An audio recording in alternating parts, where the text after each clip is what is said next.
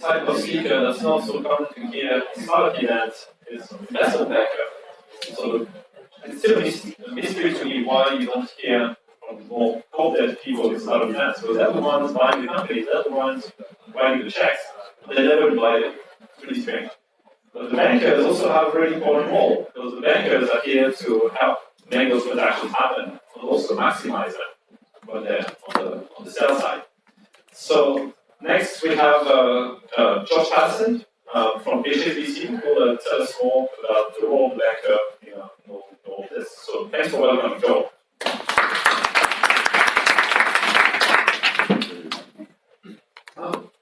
I speak pretty loud.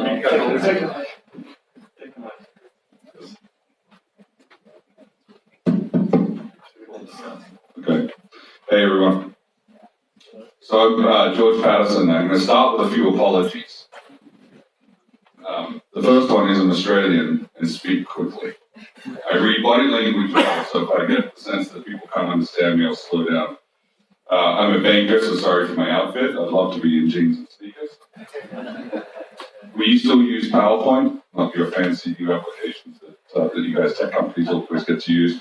And I'm also not a TED talker, so my presentation has words like Todd's. Speaking of Todd, so Todd's actually a client. All those questions he wouldn't answer, I know all the answers, so see me later if you want. I'm fully caffeinated, so I'm kind of shaking. And I've been on the road for the last 2 weeks, so you guys are between me and seeing my family this afternoon, so I'm going to make it quick.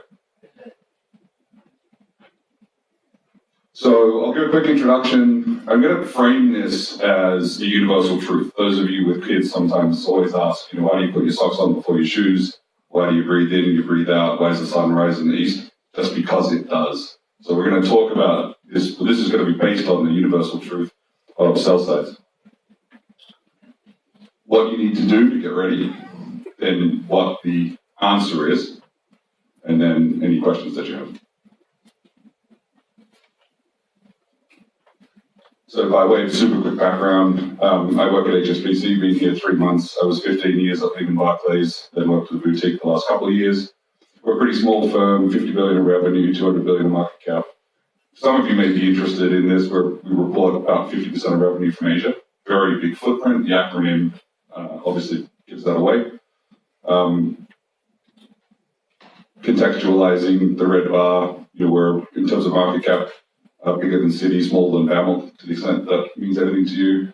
We've got about 2.5 trillion of assets, which is the same as JP Morgan.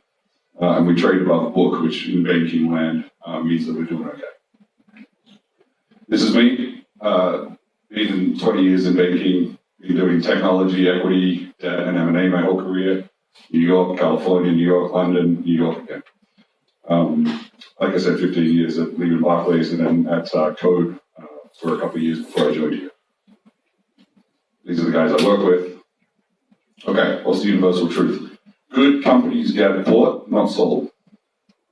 Okay, this is the underpinning from early stage exits, which is what you're trying to strive for. You're trying to solve for this construct of being bought, not being sold. Which is fine, so how do you go about getting bought, not being sold? So there's, as I said, kind of 3 categories of things when we deal with early stage companies that we try to optimize for. And it's pretty basic. Understand how the process works. Todd's kind of given you the perspective from the buy side. And what you'll see through this, and I promise we didn't collaborate, is we run processes in the way that buyers buy companies. If that makes sense. Get your house in order and develop a feel for the market. So we'll go through each of these. So there's lots of ways that M&A works. Todd mentioned a few times, it depends. There's a big range. Those kinds of phrases, it's true. There's lots of ways of skinning the cat.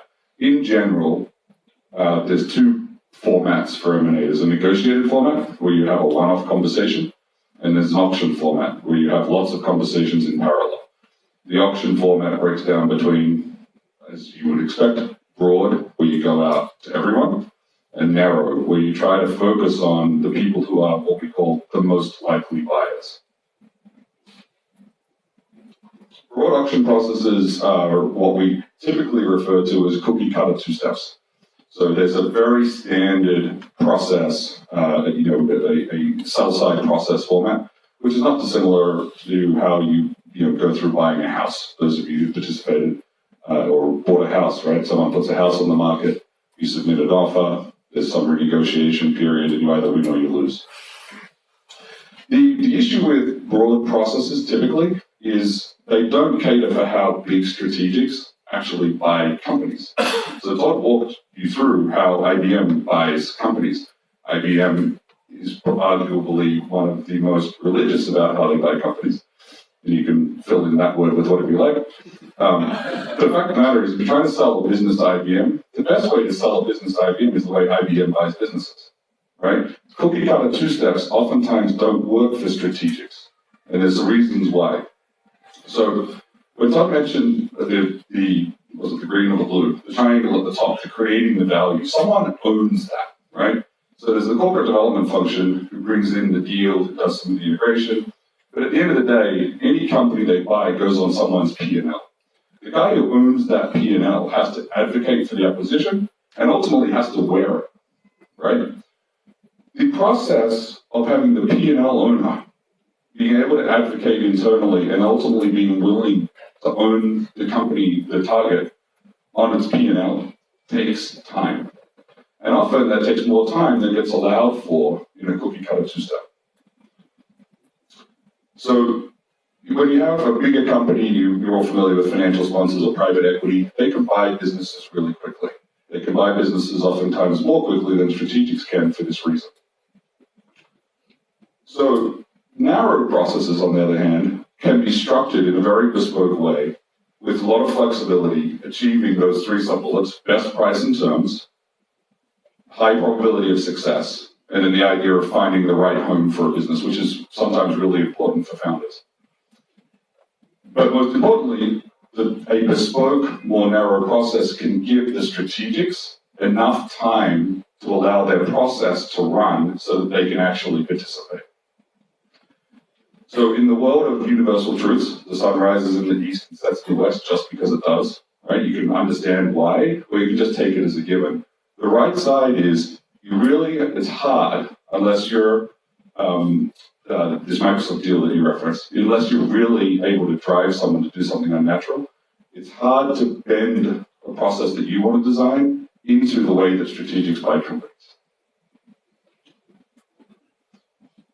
So that's the first thing, right? Understand what are the different process formats. The second thing is understand the timeline. So Todd mentioned 3-4 months typically, and going even longer. The way we think about it is 3 stages. This is very generic.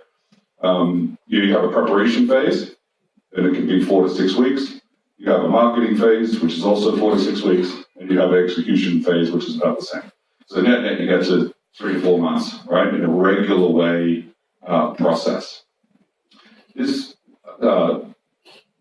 where the bespoke process can add time, and we'll get into this in a moment, which is in the answer category, is how do you put yourself in a position to be bought? It's generally not what this says, right? The steps you need to take, the work you need to do, all of these things actually happen. But there's a lot of work you do on the front end to put yourself in a position for a strategic to build the blue box.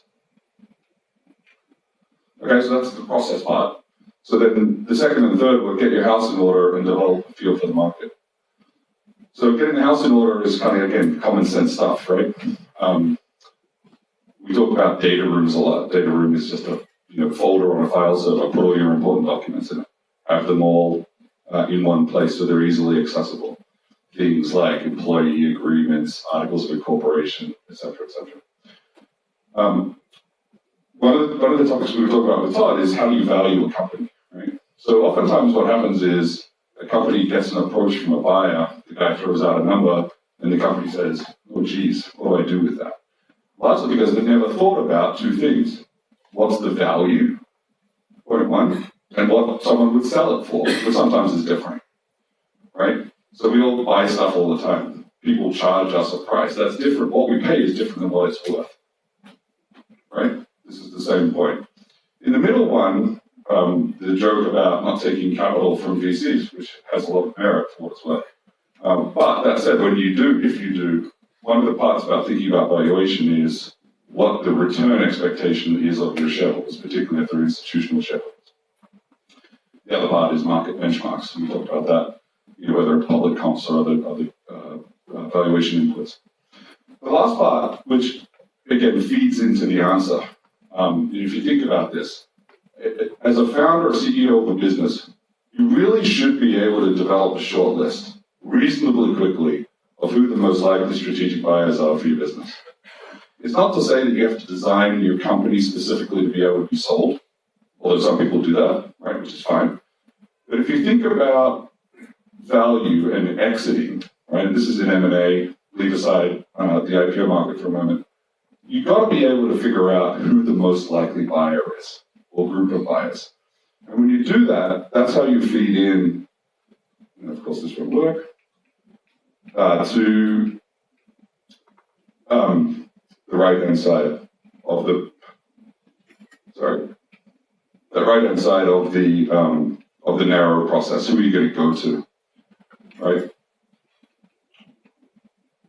So that short list of the most likely potential buyers, I'll come back to in a moment. This is really important. The last part of this is developing a feel for the market. So a lot of times when we work with early stage companies on exits, they'll come in and, one, don't understand the process, so we educate them about the process. Two, don't know who the buyers are, so we've got to do all of that work with them and figure out this last part. What oftentimes people do have is they've got one or two people they know who went through a process. And having some intelligence is helpful. Having one or two data points, though, can be kind of dangerous because it's almost a vacuum. So the right side is all about developing a feel for what market is. And market is a concept, applies to lots of different things. What are the key terms in the term sheet? What's market for retention? What's market for escrow holdback? Right? All of the things that your friends at Goodwin will be able to tell you about. And then the other thing is a lot of people will talk to the one or two people. They'll either be people who had home run exits, who have just a different experience, or so-so, or people who had, effectively acqui-hire type exits. We recommend that when you're developing your feel for market, you talk to people across these different categories.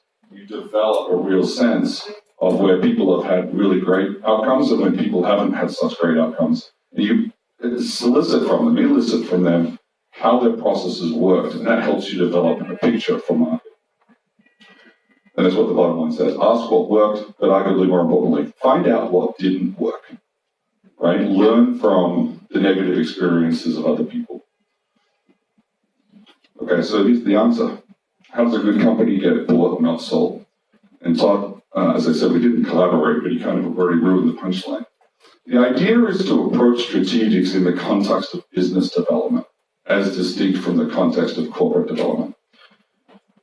If you're just a regular way company and you call Todd and you say, hey, I'm selling my company, you're hanging a for sale sign around your neck. There are pros of that, there are cons of that. The con, which hopefully was clear, is the business that would own the asset hasn't had any time to develop the blue box, right? So all they have is what you tell them about valuation expectations or financials or what you do. The business hasn't had the time to develop the advocacy and to decide whether they want to own that asset on the P&L. By approaching someone from a business development perspective, under the guise of commercial conversations, it's a different conversation that you can have with the buyer.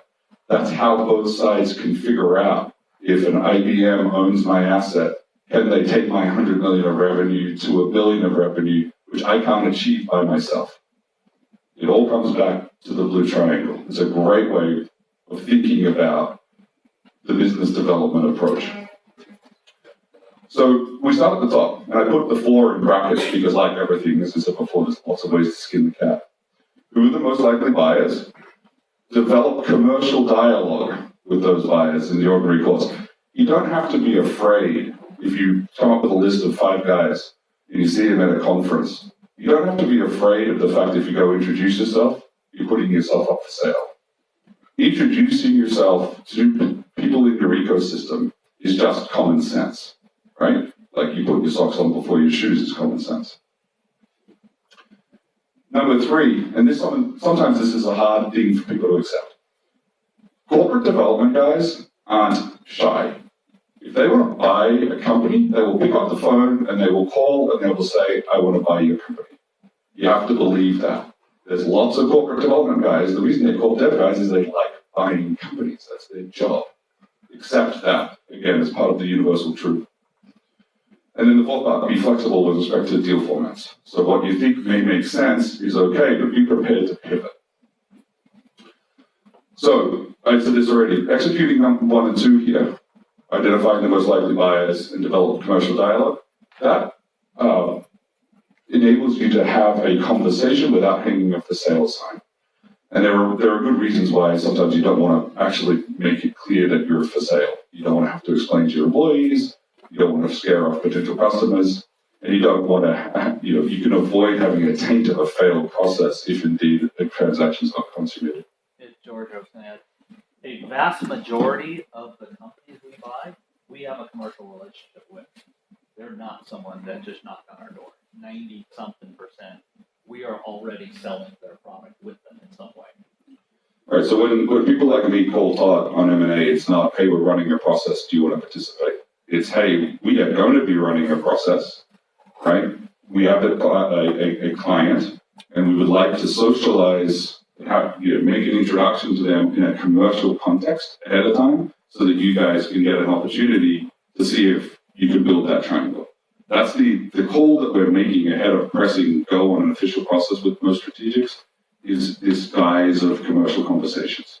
Because the probability of success when a buyer already knows the target, as Todd just said, is significantly higher than going to an IBM saying, you've got 2 weeks to review an IM, give us a bid, and close in a month. So the third to last bullet there, if number 1 and 2 are done well, so you're talking to the business, right? And maybe you go in through corp dev, maybe you get to a business through a conference or whatever. When Todd said before that dealing with IBM's customers is a great way of IBM learning about the company, that's how information flow works. So if you go talk to someone at a buyer's business on the P&L level and they like you, it'll take about a nanosecond for the corp dev guy to find that out, right? So when corp dev learns about you, which they will, if what you're doing is super interesting, the trick then is to provide that sufficient level of information without opening the kimono completely to allow a buyer to make a proposal. We talked before about putting the corp dev guy in a position to do his or her job. They're not going to be able to make a proposal in an information vacuum. So you have to be thoughtful about what can you provide that doesn't give away the ranch, so to speak, but allows someone to actually make a proposal. The beauty when you get a proposal is that's the catalyst to go out and talk to other people. So we talked before about not hanging up a sales sign. So the question should be, well, if I don't hang up a sales sign and one guy approaches me, then aren't I stuck on a negotiated deal? The answer is no. The best call that you can make to a bunch of strategics who know you already because you've run the BD play is through the ordinary course of commercial conversations, someone just reached out and told me they want to buy me. And I expect them to make a proposal in the next couple of weeks. We really like you guys. We think that the commercial discussions we've been having are really fantastic and we can see a home for our company inside your company. If you're interested, let us know what information we can provide to you. So as a script, that's an easier script than asking someone to marry you, right? All that is saying is just telling the truth. Hey, we got a proposal from someone, wasn't solicited, it was through an ordinary course commercial conversation. Do you guys want to have that same conversation with us?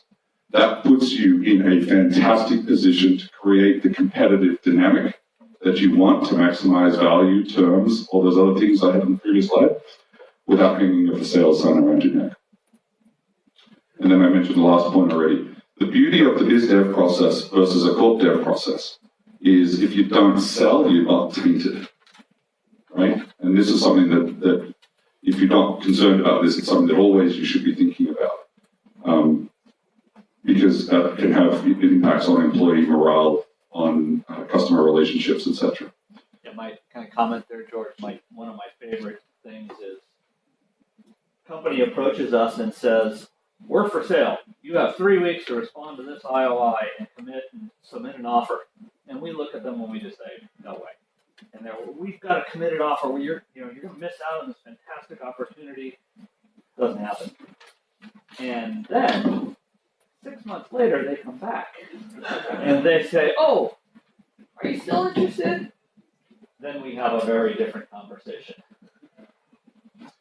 Yeah, I mentioned it briefly. There's this old saying which, different people will respond to differently, but I use it a lot, which is you don't need a good memory when you tell the truth. The fact, what Todd just described, is there's a whole series of tactics around bluffing, right? When do you tell people you have something when you really don't? There's time and place for that until you get caught. And then that typically results, remember there were 3 bullets, the home run exit, the so-so exit, and the acquire. The less successful exits oftentimes, there are lots of reasons for them, but some of the reasons are when, a team goes out too aggressively and the bluff doesn't work. So this is the answer, right? If you really think about the universal truth, which is good tech companies are bought, not sold, how do you get bought? It's not the only answer. What I would posit is developing relationships with the most likely buyers under the guise of commercial conversations and allowing someone to do their job. It's pretty straightforward. Where it doesn't work is when you've got 3 months left of cash and you're not going to be able to raise any more money. That kind of goes out the window. Very good lesson. Don't wait till you've only got 3 or 6 months of cash to start thinking about this. This could work really well when you've got enough runway. If you've got 12 or 18 months of cash. What buyers will sniff out is what's your burn rate and when you're going to have your back against the wall, and that takes away your negotiating leverage. That said, we run into this all the time. So people, you would expect, this is pretty common sense, you would think about it. The fact of the matter is oftentimes there's multiple people in a room. Everyone has a different opinion. They argue for a couple of quarters on what they're going to do with the business. Then they decide they want to sell. Then there's no time for the biz dev play, so it goes straight into corp dev. You got 3 or 6 months of cash left. You're at the buyer's mercy. Wrong way. Okay. Sorry. I didn't normally use presentations when I pitch. Okay, so some other things. Banks can help, right? It's not universally required. Banks can help, but you got to pick the bank that's right for you. So if you believe everything that I just said about this biz dev versus corp dev, and you talk to a couple of different banks and they come in and say, we're going to run a cookie cutter 2-step, right? And there's no flexibility in their process format. You should take a conclusion, well, the way that I think is the best way of maximizing terms, value, the right home for a business is through this biz dev type process, but these guys are very rigid and they tell me I'll only do it that way. That may not be the right bank for you. Lawyers could really help. I was in this room, as a matter of fact, about a year and a half ago. We were selling a company in the AI space to Uber with these crazy screens that mean you can't read stuff on the, you can't read the words. The lawyers and the way you pick lawyers and who you pick is really important. But you got to pick the lawyer that's right for you. Do you have a good relationship with the partner? Is the partner actually going to do the deal or allocate a junior associate to the project? Term sheets are rarely just term sheets. A lot of people think, oh, well, term sheet, I do these all the time in commercial arrangements with customers. A term sheet is never just a term sheet, which is one of the reasons where banks and lawyers can help. Buyers, particularly big strategic buyers who buy lots of companies, generally know more about M&A than the people they're buying. And you should expect that in a very fair way, buyers will try and arbitrage that knowledge gap. Buyers know all the tricks. Targets, particularly emerging growth targets, oftentimes don't know many of the tricks. This too is where bankers and lawyers can help. So that's what I got. Any questions? Actually, I'll start with one if you don't mind, guys. Again, let's say that I'm running a super hot AI blockchain company. I actually feel that the strategic buyer that is interested in us, it's IBM, for example, is actually, potentially a competitor in the space. And at that moment, there is a little bit of a dance that is happening between what I can reveal, the data room, the due diligence. I'm curious about, at what point do you think, term sheets should be signed, and other ways for the startup itself to, protect itself essentially against someone phishing for information. So not IBM in this case, since term sheets is fairly highly rated, but in other cases there are other buyers, as far as I've heard or done in my career, that the term sheet, only 20% of the deals were going through essentially. Yeah, so it's a good question. I think there's a few things that buyers, and I think it's the same thing is true for investors also. So lots of companies feel really strongly about NDAs, right? They want to have a conversation with an NDA.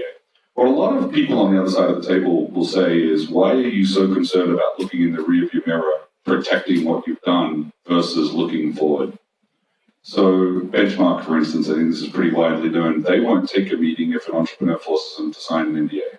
They're just not interested in entrepreneurs who are backward looking. They want people who are sufficiently confident in what they've built, that they're going to create value, that they're forward looking. That's who they want to talk to. So that's kind of point one. Now that said, it's crazy in some instances not to have an NDA. So that's one way you can protect yourself. When it comes to companies with whom you really see strong competition, when you go through the list of the most likely buyers exercise, so who are the 5 to 7 people who really should own that company, oftentimes the guy who's competing the most strongly in the market isn't going to be on the list. Because if you just think through that, someone who's competing probably has some capability which is similar to mine.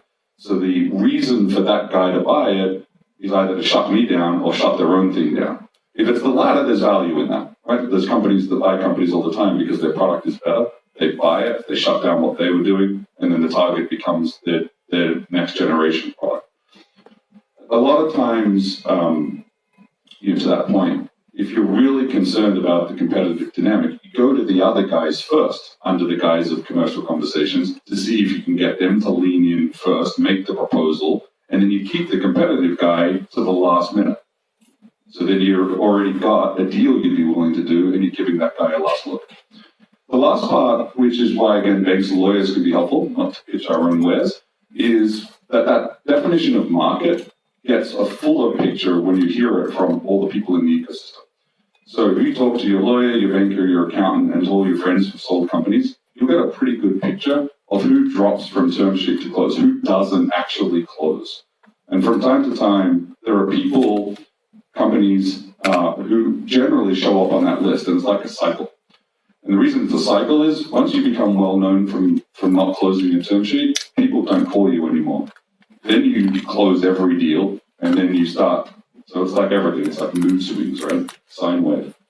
When we were selling the company that we sold to Uber, actually one of the concerns was the rumor in the market at that point in time is that Uber had walked away from 3 or 4 term sheets.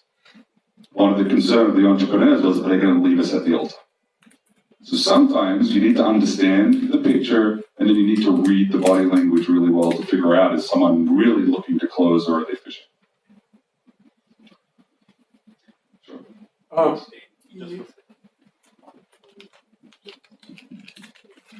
You mentioned preparing for the deal, but even that was typically only, a few months, 4 or 5 months, maybe 6 ahead. Do you work with companies to help them get ready? I think that look at technology companies, we often have people, especially in hardware areas or components, where people have many kinds of applications. They'll be all over the map. It's hard to actually sell those kind of companies sometimes because the different customers can be very different and need some prep. Do you find yourself working with those companies early stages to help them get ready? If so, how far in advance, or is that a better play for some other player in the ecosystem? So I'll give you the generic banking answer, and I'll tell you what I do. So the generic answer is most banks are transaction driven. This business development construct of how, as an M&A process is what some of us in our industry do on a daily basis. This is how we interact with clients. If you think about this, I'll come to your answer. If you think about what the services are, the way that bankers make money for firms, right? So we sell equity, debt, and M&A product. That's in investment banking, in the kind of in corporate origination where most of us sit. That's what we're selling. So who's going public today? Domo's going public today, right? You guys familiar with that asset? Whoever's taking them public, they sold an IPO to the client bought the product from that firm. Okay, so if you take, again, back to universal truths, if you take the universal truth that investment banking, the ability to execute on any product, most people can do the same thing. How do you actually get chosen by a company to help? One of the ways you get chosen by a company is you've actually helped the company's business. How do you help a company's business? You help the company generate revenue, point one. Or point two, you work with them outside of a transaction context to be helpful, such that when there's a fee to be paid, you're getting the call first. So yeah, we work with companies a lot where there's no near-term deal to be helpful, and particularly when we like the company and like the people, so that when it comes time for them to pay a fee, they call on us first. So that's our biz dev process, right? Which in 20 years of doing this job is much better than showing up to a pitch when you've got 8 other people in the room competing with and you haven't met the company before. The probability of winning that is pretty low. If you've worked with the company, one of the reasons Morgan Stanley is so successful at West Coast IPOs is because the guy who runs the group is with the entrepreneur when they're drawing up the business plan, works with them for the 3 to 5 years of ramping the company, makes introductions to commercial partners, and guess who the guy is that they call to be books left? It's kind of common sense, like a lot of things. So the answer is, we spend lots of time helping companies, but we have, a finite amount of time like everyone does, so you have to judge who you're going to help and how actually your help can create value. George, I'm going to comment on the margins in the field here. Also, not all bankers are created equal. Most large strategics, I believe, have existing relationships and have probably done deals with banks, but actually named personalities. We have conducted transactions with George directly, and he has built a relationship with IBM that we trust him. If he calls me and says, Todd, you really need to look at this, I will. And there's, 6, 8 banks that I interact with on a regular basis, investment banks, that have that level of attention. There's 20, 30 below that are, I gotta look at it. These guys kind of were annoying last time I talked to them, and they bring me a lot of garbage. And then there's